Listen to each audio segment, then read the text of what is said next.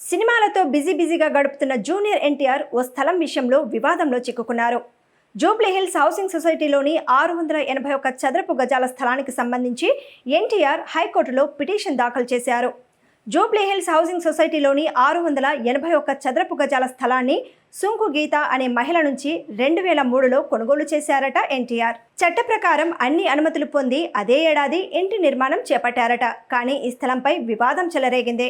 ఆ భూమిని ఎన్టీఆర్ కు సదరు లేడీ 1996లో తమ వద్ద కుదువ పెట్టి లోన్ తీసుకున్నారంటూ SBI, oriental bank of commerce, IndusInd bank, bank of Baroda బ్యాంకులు సర్ఫేసీ యాక్ట్ కింద డెట్ రికవరీ ట్రిబ్యునల్ను ఆశ్రయించాయి. దీంతో ఎన్టీఆర్కి నోటీసులు రావడం జరిగింది.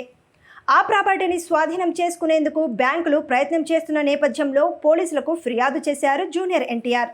2019లో ఇదే వ్యవహారంలో పోలీసులు ఛార్జిషీట్ దాఖలు చేశారు. అయితే డిఆర్డీ నుంచి ఎన్టీఆర్కు వ్యతిరేకంగా ఆర్డర్ రావడంతో హైకోర్టులో పిటిషన్ దాఖలు చేశారు జూనియర్ ఎన్టీఆర్. ఈ పిటిషన్పై justice Sujoy Pal, justice J Srinivasarao ధర్మాసనం గురువారం విచారణ చేపట్టడం జరిగింది.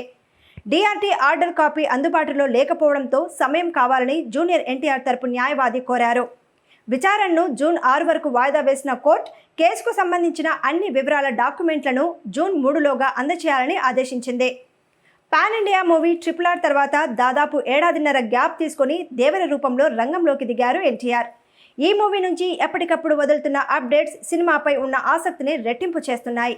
భారీ యాక్షన్ సీన్స్తో అన్ని జాగ్రత్తలు తీసుకుంటూ ఈ సినిమాను రూపొందిస్తున్నారట డైరెక్టర్ కొరటాల శివ. ఎన్టీఆర్ పుట్టినరోజు కానుకగా మే 19న దేవర ఫియర్ సాంగ్ విడుదల చేయనున్నట్లు ప్రకటించారు మేకర్స్. పెను తుఫాను కోసం అంతా సెట్ చేశాం.